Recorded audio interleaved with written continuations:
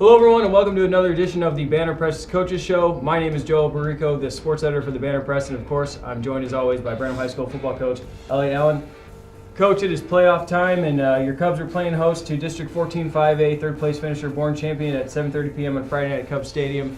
It's playoffs. Pretty excited?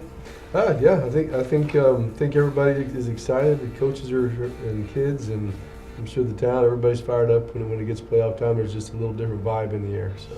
Obviously it's a real long regular season, and you guys did a lot of good things in the district. When you get to this point and you say, all right, well, our season's not over, we get more games, you feel pretty fortunate? I think so, and when we talk to the kids about it, I know when you grow up in Brenham, the expectation is that you make the playoffs, and we want them to not take that for granted. Really treat each week like a gift, and take full advantage of that gift. And if you do well enough, then you'll get another gift next week. So I feel good about it, and I hope our kids are up for the challenge. You said it's true. Brenham has kind of come to expect playoffs here. It's kind of a tradition, and you come in as a first-year coach and get the job done, obviously, and then kind of make your mark. Is there a sense of pride to come in and start your time here with your first playoff appearance with the Cubs? I'm excited that we sort of got our season turned around. I think anytime you play this game or coach this game, you want to get into the playoffs and have an opportunity to go on a run. And so for that, I'm excited. I'm glad that we were able to get it turned around. Before we kind of dissect your bi-district matchup on Friday, I did want to pick your brain a little bit about the regular season because you mentioned getting things turned around. It was kind of an up and down for you guys, but you had a nice hot streak there where you won 4 in a row and you were able to clinch that second seed in the district. You feel good about the way the regular season went? I know it started rough, but you guys did play some good football when it mattered.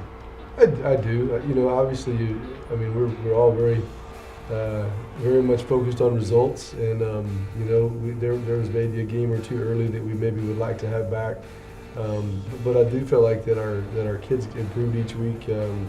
New system. We had a lot of new kids that had not played varsity football last year, regardless of the coaching change, and so there was a lot of newness, and I'm pleased with the progress and how they grew every week. Obviously you want to take this playoff run as long as for as long as you can, but is the season considered a success when you get into the playoffs? I mean, you played a tough district slate too, so that alone has to be considered a success considering some of the squads that you lined up against this year. But when you get in, do you feel like, all right, this was a good season?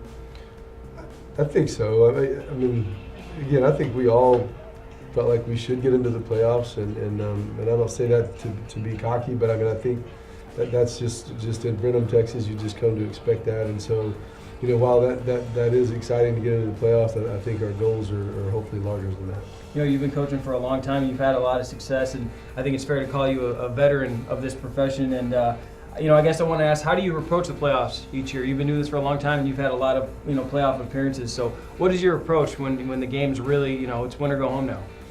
I think you have to take a slightly different approach in that you've been in the grind for since early August, and so you have to be careful that you don't just keep banging and wearing kids out. But I think I approach it like any other week. We want to get better this week, and if we get better and play our best football, then we'll get a chance for another week. So that's just sort of what we put our eyes on. And at the end of the season, we can look back and see what we need to improve or what we did well. So Boerne-Champion Chargers come in this week, and they come from a tough district too with teams like Tivy, Medina Valley, and Alamo Heights. So you've seen them on film, and then you guys know you're going to have your hands full Friday. So tell me what you know about them. I watched them on tape, and that's a pretty strong district. I know that the top 4 schools were all pretty. There was a clear cut between them and the bottom 4.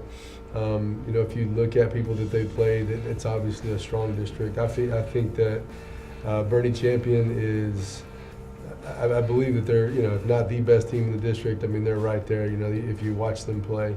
Very well coached, very sound on both offensive and defensive lines. They're really, I think, sound structurally on defense. The one thing that just really jumps out at you is their quarterback is an outstanding athlete. He's kind of a Baker Mayfield, Johnny Manziel sort of guy who can run it and runs it very, very well, but also has the ability to throw the football. And so he'll certainly be our focal point. I know you've kind of stressed that because you didn't have a lot of time with the kids, over the summer, and then you kind of had to walk them in a little bit slowly with your schemes on defense and offense. But now the playoffs are here. Is the playbook wide open, or you feel like there's still a few things that maybe you're going to throw in that we haven't seen in the regular season? There may be a few things.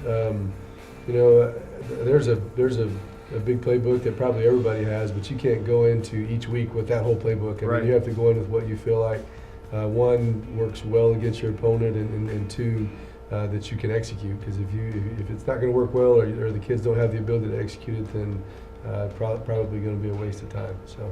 Well, finally, I mean, how are the kids feeling? The Cubs got to be pretty pumped up. They've been here before, but this is the time of the season that really matters. Well, I think they're excited about it, and as I said before, there's a lot of guys that are first-time varsity players in there, and I know there's some veterans, and so hopefully the younger guys are leaning on the older guys, and we just want to put a real good week of practice together and play the best that we can possibly play, and I think that'll give us a chance to compete if we do so. All right, Coach. Well, hey, good luck this week. I hope we have you back for another edition of the Coaches Show next week. Thank you, folks. Stay warm out there.